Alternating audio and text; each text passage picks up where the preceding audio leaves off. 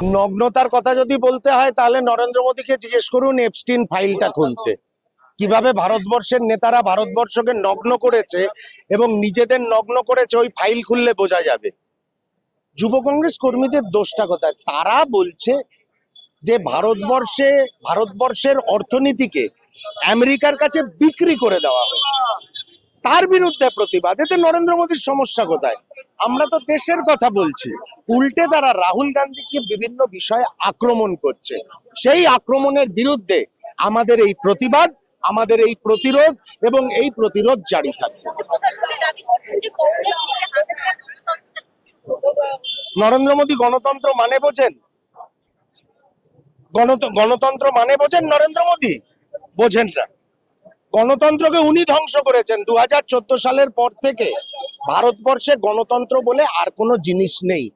সম্পূর্ণ নরেন্দ্র মোদীর পায়ের তলায় পিষে মারা হয়েছে এই গণতন্ত্রকে। তার বিরুদ্ধে কংগ্রেস প্রতিবাদে ছিল, প্রতিবাদে আছে, আগামী দিনেও প্রতিবাদে থাকবে।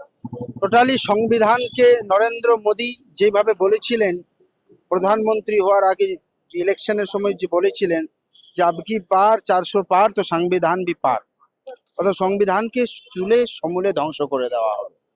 সেটাই আজকে ভারতবর্ষের মানুষ দেখছেন, যার বেলেবেল সেকশনও যেখানে লাগবে না, যে অপরাধগুলো কোনো অপরাধই নেই, যেখানে এমন এমন ধারা দিয়েছে, আমি একজন আইনজীবী হয়ে আমি শক খেয়ে যাচ্ছি। এই ধারা দিল্লি পুলিশ কি করে দিতে পারে এবং কোর্ট সেটাকে এন্টারটেইন করছে। এটারও দুঃখের বিষয় যে এই ধারাগুলো দিয়ে 4 দিনের রিমান্ড, 7 দিনের রিমান্ড চেয়েছে, 4 দিনের রিমান্ড করে দিয়েছে হৃদয় ভানু চিফ এবং আদার আমাদের কংগ্রেসের বাব্বার শেরদেরকে। রাহুল গান্ধীজি বলেছেন যে এরা বাব্বার শের এবং কংগ্রেসকে ভয় পেয়েছে। আসলে ট্রাম্পের যে ট্রেড ডিল, আমেরিকার সঙ্গে যে ট্রেড ডিল, যে ডিলের মাধ্যমে ভারতবর্ষের কৃষকদেরকে ধ্বংস করে দিতে চাইছেন, যে ডিলের মাধ্যমে ভারতবর্ষের কৃষিকে ধ্বংস করে দিতে চাইছেন, সেই প্রশ্ন যখন তোলা হয় নরেন্দ্র মোদীজিকে, নরেন্দ্র সারেন্ডার, রাহুল গান্ধী যখন পার্লামেন্টে প্রশ্ন তুলেন তখন পালিয়ে যান, কোথাও উত্তর দিতে পারেন না। কিন্তু এই সামিটে এটা সাংবিধানিক অধিকার প্রোটেস্ট করা।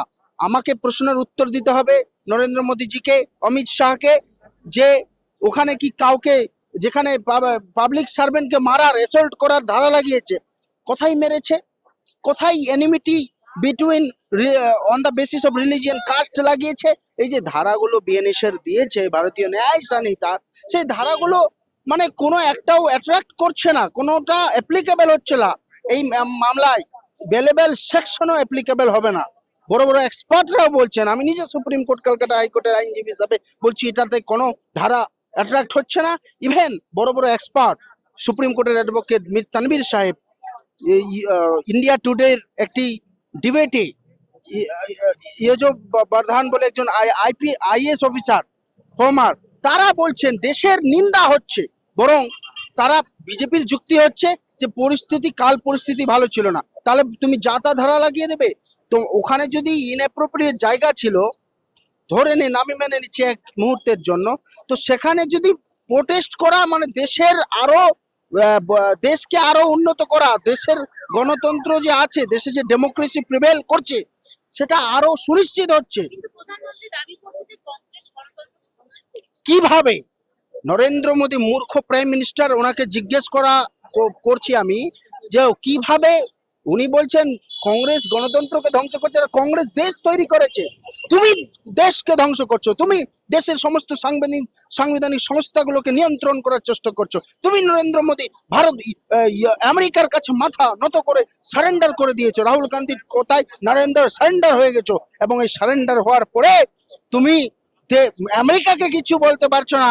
দেশের মধ্যে কয়েকটা শার্টলেস যুবক যখন কংগ্রেসের যুবকরা প্রতিবাদ করে, তাদের বিরুদ্ধে তুমি বলছো, লজ্জা করা উচিত। এরকম প্রাইম মিনিস্টার, এরকম নোংরা প্রাইম মিনিস্টার দেখেনি আমাদের ডক্টর মনমোহন সিং, প্রধানমন্ত্রী ডক্টর মনমোহন সিং যখন ছিলেন, উনি বলেছিলেন যে মোদী যদি প্রাইম মিনিস্টার হয় তো এটা দেশের জন্য একটা ডাইজেস্টার হবে, দেশের জন্য ক্ষতিকারক হবে।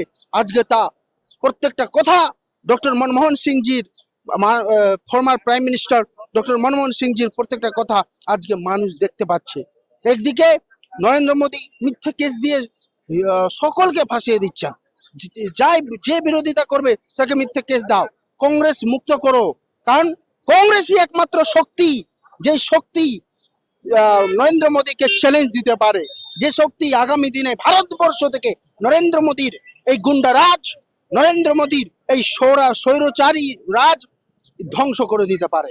নগ্নতার সংজ্ঞা হচ্ছে যখন ট্রাম্প বারংবার দাবি করেছিলেন যে তিনি নাকি অপারেশন সিঁদুর নামক যে যুদ্ধটার মধ্যে করেছেন তাকে তিনি নাকি মিডিয়েট করে বন্ধ করিয়েছেন, মোদির ভয়ে পাকিস্তান হার মানেনি।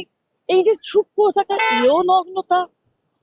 এই যে শুল্ক যুদ্ধ এতখানি হলো, এই যে একটা এরকম ডায়েরি, বিতর্কিত ডায়েরি, তাতে মোদির নাম আসছে, এটাও নগ্নতা। নগ্নতার অমনি করে কোনো সংজ্ঞা হয় না, যেটা উনি বলছেন। হ্যাঁ, এই সম্মেলনে গিয়ে পোশাক খুলে যে যে যে মানে যাকে বলে যে আন্দোলনটা করা হয়েছিল, যে প্রতিবাদটা জানানো হয়েছিল, তার কারণ হচ্ছে এই যে এই সম্মেলন হচ্ছে সেখানে যে একটি কুকুর ঘুরে বেড়াচ্ছিল শোনা যায়, সেটা নাকি চীনের থেকে আনা হয়েছে। অর্থাৎ তাহলে উনি যে বলেন আত্মনির্ভর ভারত, সেই আত্মনির্ভর ভারতের কোনটা নিজস্বতা থাকলো? এই সম্মেলন হচ্ছে ভারতবর্ষের তৈরি করা কোন প্রজেক্টটা সেখানে আছে, বা ভারতবর্ষ কিভাবে উপকৃত হচ্ছে। উল্টে ঋষি সুনক তো এটাও বলেছেন দিল্লির জ্যামকেও কন্ট্রোল করতে পারা যাচ্ছে না। এটা নিয়েও আর কি মানে কটাক্ষ শুনতে হয়েছে বিদেশের থেকে। তাহলে বিদেশের মাটিতে হরদীপ সিং পুরীর নাম শোনা যায়, আমাদের যদি ভারতবর্ষের স্বরাষ্ট্র মাফ করবেন যিনি বিদেশ মন্ত্রী তার নাম শোনা যায়, মোদির নাম শোনায় যাবে। মোদি কাকে আড়াল করতে চান না, ওর যে দুজন সুটবুচের রয়েছেন যারা ওকে ফাইন্যান্স করেন সারা বছর, তাদেরকে আড়াল করার জন্য মোদি প্রতি ক্ষেত্রে আজকে মাথা নিচু করে রেখেছে আমেরিকার সামনে। যে আমেরিকার সুপ্রিম কোর্ট পর্যন্ত ট্রাম্প যে শুল্ক চাপিয়েছিল, সেই শুল্ক যে চাপানো উচিত নয় বা এই শুল্ক নাল অ্যান্ড ভয়েড করে দিয়েছে, সেই বিষয়েও মোদি নিজে দাঁড়িয়ে বলতে পারছেন না যে না আমরা যেখান থেকে সুবিধা পাবো সেখান থেকেই তেল নেব, আমাদের দরকার নেই আমেরিকার সঙ্গে ব্যবসা করবার। কোন দুর্বলতা থেকে?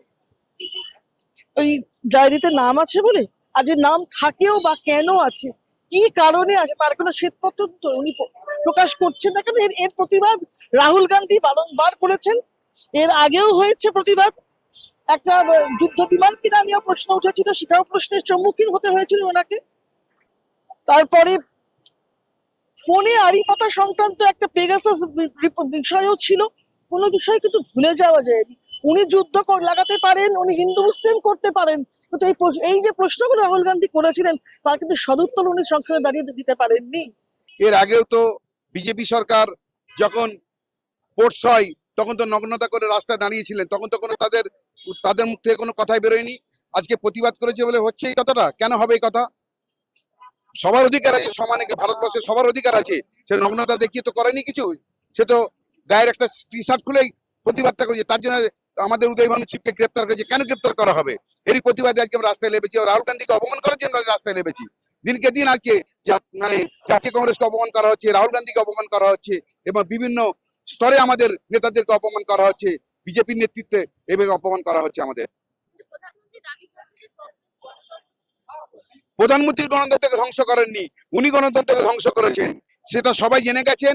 এপিস্টিন ফাইল নিয়ে যারা বড় বড় কথা বলছিলেন, সেটা তার নাম আছেন, কিন্তু রাহুল গান্ধীর পরিবারের কোনো নাম নেই, জাতীয় কংগ্রেসের কোনো লোকের নাম নেই, কিন্তু প্রধানমন্ত্রীর নাম আছেন। এতে থেকে বোঝা যায় যে কে ভারতবর্ষের গণতন্ত্রকে ধ্বংস করছেন, বিজেপি করছে না জাতীয় কংগ্রেস করছে, মানুষ সেটা বুঝে গেছে।